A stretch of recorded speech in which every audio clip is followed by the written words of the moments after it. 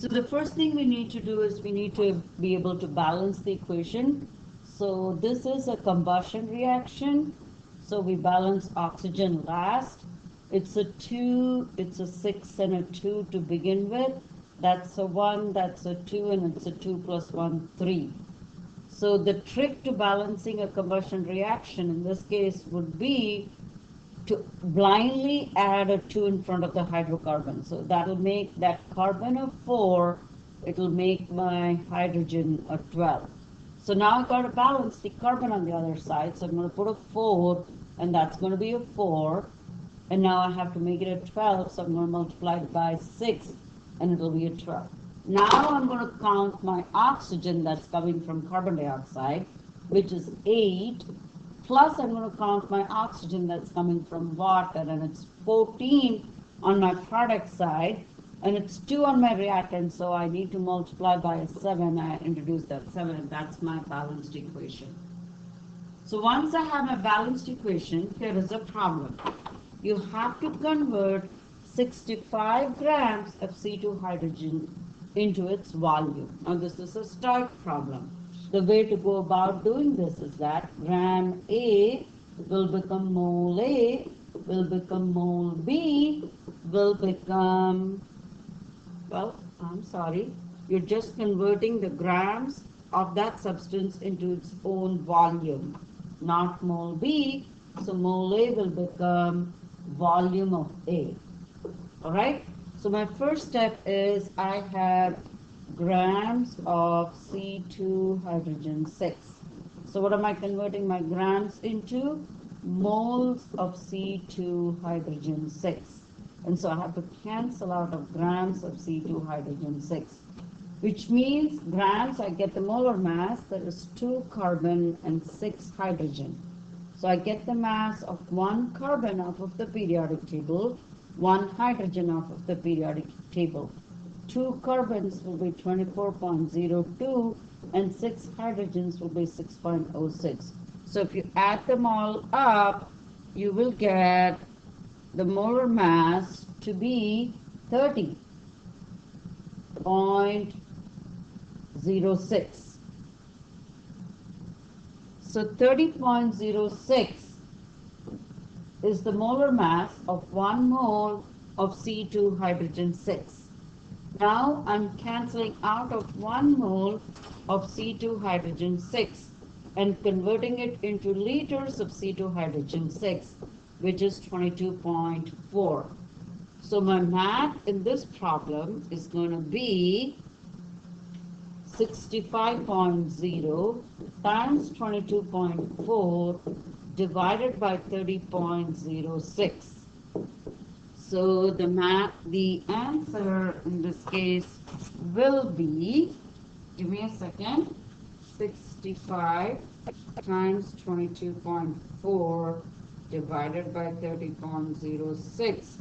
So the volume will be 48.4 liters at STP. All right? Now, how many moles of the carbon dioxide gas are produced if you have 15.5 liters of oxygen? So in this case, you must go from liters of A to moles of A to moles of B. So as we do this problem, we have 15.5 liters of oxygen. We cancel out of liters of oxygen and convert it into moles of oxygen. So 22.4 liters makes a mole of oxygen. And now I will cancel out of moles of oxygen and go to moles of carbon dioxide. So now this is the mole ratio, which I get from a balanced equation. It's 7 moles of oxygen to 4 moles of carbon dioxide. And so my math is going to be, in my problem, 15.5 times 4, and it has to be divided by 22.4 times 7 in the denominator. And so if I plug these numbers in, I will get 0.395 moles of carbon dioxide. So moving on to the next problem, they are asking me to solve for molarity. Molarity equals moles divided by volume in liters. But I'm not given moles of the substance, instead I'm given grams of the substance. So my first step would be to convert the grams of nitric acid into moles of nitric acid. So I will calculate the molar mass of nitric acid in the bottom and say that's 1 mole of nitric acid at the top. So nitric acid has the formula HNO3. It contains 1 hydrogen, 1 nitrogen, and 3 oxygen. Hydrogen is 1.01, nitrogen is 14.01, oxygen is 16. So it's 3.03 plus 14.01, and that's a 48. And if you add, you get 65.04. So you substitute 65.04 into your formula, and you will be able to get the number of moles, which is 0.668 moles. Well, I'm not done with my problem yet, because I have to divide my moles by the volume in liters, which is 3.0 liters, in order to calculate my molarity, which in this case is going to be 0.2228 m. So now that you have the volume of HNO3 prepared in A is needed to neutralize 65.75 molarity NaOH. So we know the molarity of the acid. So what is our formula going to be? This is a titration problem. Understand that this is a titration problem because you have an acid and you have a base. So you're going to use the formula MAVA equals MBVB. And what you have in this problem is your molarity of the acid is from the previous problem. It's 0.228. 0.2228. And the volume of your acid is what you need to solve for. The molarity of the base is 0.250, and the volume of your base is 65.75. So you'll divide both sides by 0.2228, and that will help me solve for my volume of the acid.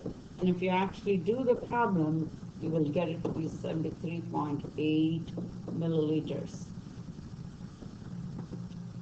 So this is an equilibrium question. So remember, the system always wants to do the opposite. If you are adding hydrogen, the system wants to remove your hydrogen. Which way can it remove the hydrogen? It can remove the hydrogen if it uses it to make the product. So it will shift towards the product. It will shift, the reaction will shift towards the product so that the added hydrogen can be removed. So the pressure is decreased. Whenever you do a pressure problem, you have to count the number of moles of the gas on the reactant and the product side. On the reactant side, we find that it is 4 moles. On the product side, it should be 2 moles. If you have a balanced equation, it should be 2 moles. So anyway, the reactant side will exert more pressure than the product side. So you are decreasing the pressure. The system wants to increase the pressure. How can it increase the pressure? If it goes towards the reactant side, then what will happen is it will produce more moles of the gas, and hence the pressure will increase by the amount that you've decreased it by. So if you're decreasing the volume, remember, whenever they give you volume, volume is associated with pressure. So if the volume is decreased, the pressure will increase. Again, what you're doing is you're increasing the pressure. The system wants to decrease the pressure. Which way will it shift to decrease the pressure? It will shift towards the product because there are lesser number of moles of the product. So now we are coming to the last one here where the temperature is increased. This is an endothermic reaction where your heat is almost as if it's a reactant. You're increasing your reactant or your heat, the system wants to decrease the heat, which means it will shift towards the product. It will use the heat up and it will shift towards the product. And it will come back to its equilibrium state in this process. So now Ms. Syward will finish up the last page in the next video. Perfect.